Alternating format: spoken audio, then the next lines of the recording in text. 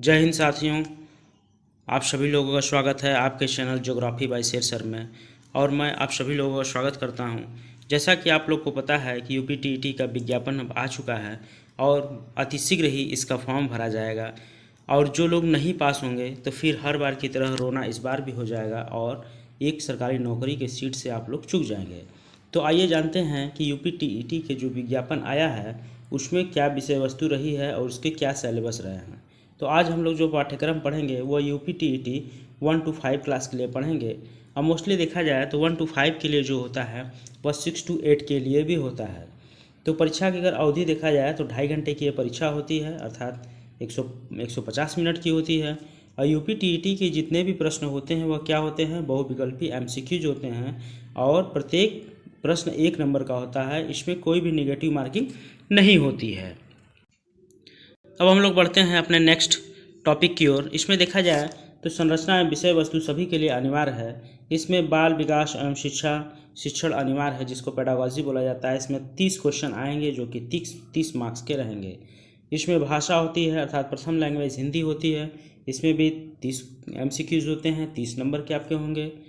Second में आपको language लेना होता है। मैंने तो संस्कृत लिया था, आप चाहे तो अंग्रेजी भी ले सकते हैं, इंग्लिश भी ले सकते हैं। इसमें 30 एमसीक्यूज क्वेश्चन रहेंगे और 30 मार्क्स के रहेंगे।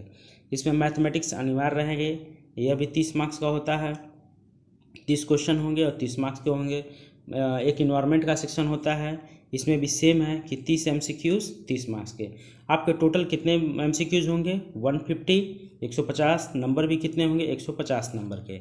तो आइए अब हम लोग विस्तृत रूप से इसके अध्ययन करते हैं कि यूपीटीईटी के प्रश्न पत्र कैसे आते हैं। जैसा कि आप लोग को पता है कि यूपीटीईटी में यह प्राथमिक स्तर का है, जिसमें पेडागॉजी आता है, बाल विकास एवं शिक्षण। इसमें बाल विकास का अर्थ, आवश्यकता, शारीरिक विकास, मानसिक संवेगात्मक विकास, भाषा, अभिव्यक्ति की क्षमता, सृजनात्मक क्रिएटिविटी, सृजनात्मक क्षमता का विकास, एक वंशानुगत हेरिडिटी, इन्वायरमेंट, पारिवारिक, सामाजिक, विद्यालय संरचना, ये इनके टॉपिक हैं। और सबसे इम्पोर्टेंट अगर टॉपिक की इसमें बात किया जाए तो यह टॉपिक हर बार आता है।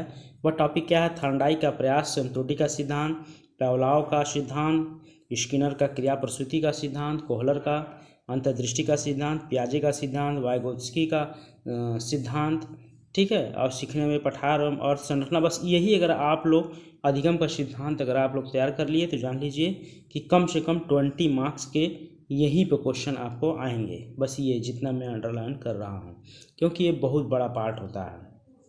नेक्स्ट, इसमें समावेशी शिक्षा पढ़ा जाएगा, अर्थात इंक्लूसिव एजुकेशन।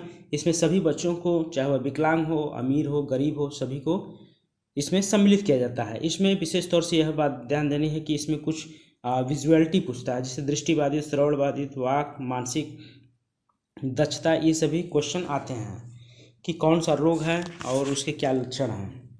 इसमें आपका टीएलएम भी आता है,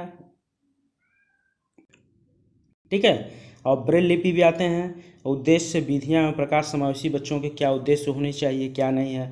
ये सबसे बड़ी बात है कि इसमें परामर्श देने वाली कुछ संस्थाएं हैं, जैसे उत्तर प्रदेश प्रयागराज का है, पर्यवेक्षक और निरीक्षक तंत्र है। ये सभी चीज़ें बस आपको जितना अंडरलाइन किया गया है उतना ही पढ़ना है, उतने में से आपका काम हो जाएगा, ठीक है। और कुछ जैसे चाइल्ड पेडागॉजी पढ़ना है कि बच्चे क्या होते हैं, बच्चे के कितने प्रकार होते हैं, ठीक है, बस। और आपका पेडागॉजी आपका लगभग कंप्लीट हो जाएगा। जो भी कुछ रहेगा तो मैं अपना शॉर्ट नोट्स आपको प्रोवाइड कर दूंगा, आप लोग उससे पढ़ लेंगे।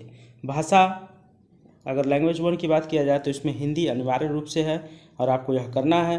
हिंदी में जैसे पूछेगा कि हिंदी वर्णमाला के स्वर व्यंजन, है ना, स ड, ये सब ध्वनियाँ के अंतर पूछेगा। चंद्रबिंदु, अनुस्वार, अनुनासिक, ये सभी पता होनी चाहिए।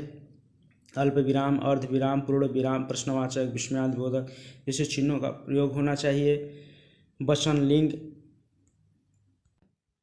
ये सारी चीज़ें आपको पता होनी चाहिए। देशद विषेदद शब्द आपको पता होने चाहिए। उसमें अंतर, स्वर संधि, व्यंजन संधि, विसर्ग संधि। स्वर संधि में पांचों, जो दीर्घ स्वर संधि, गुण संधि, यड़, अयादि संधि, ये सब चीज़ें पता होनी चाहिए।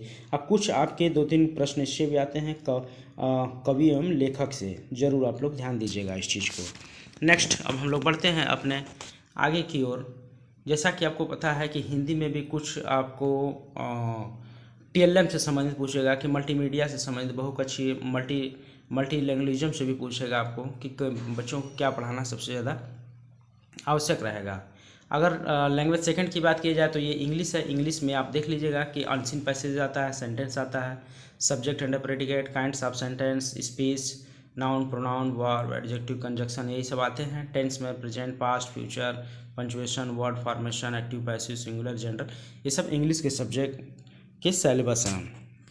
अगर बात किया जाए सेकंड में तो ये आपके उर्दू की हैं, लेकिन बात किया जाए क्योंकि मैंने भी संस्कृत विषय से दिया था तो आप संस्कृत में अपठित अनुच्छेद देख सकते हैं, फिर पुल्लिंग, स्त्रीलिंग, अकारांत, इकारांत, उकारांत। जैसे आप जब पढ़ेंगे संस्कृत तो सब चीज़ें, कुछ ऐसी भी चीज़ें आते हैं जैसे घर, घरेलू पशु पक्षियों, घरेलू वस्तुओं के नाम आपको संस्कृत में आपको पता होनी चाहिए ना। कुछ शरीर के प्रमुख अंगों का नाम पता होना चाहिए, सरल संधि और उसके दीर्घ संधि जितने भी होते हैं, वचन, लिंग, प्रत्याहार, अनुस्वार, अनुनासिक व्यंजन, ये सब चीज़ आपको संस्कृत में पता होना चाहिए। कुछ कवि एवं लेखकों के बारे में भी आपको पता होना चाहिए, ठीक है।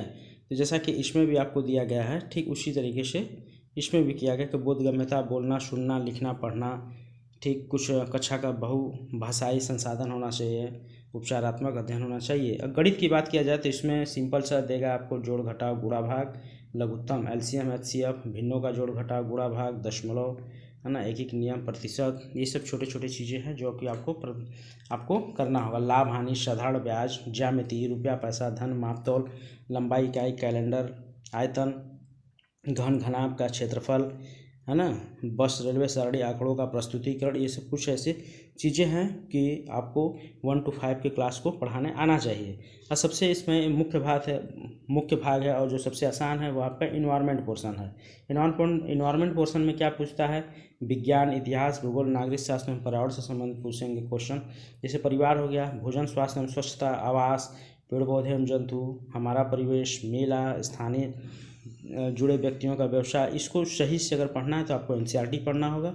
मैं आपके नोट्स आपको प्रोवाइड कर दूंगा, आप जैसा होगा कमेंट करिएगा, मैं अपने कमेंट बॉक्स में आप लोग को उत्तर दूंगा फिर से वीडियो बना करके।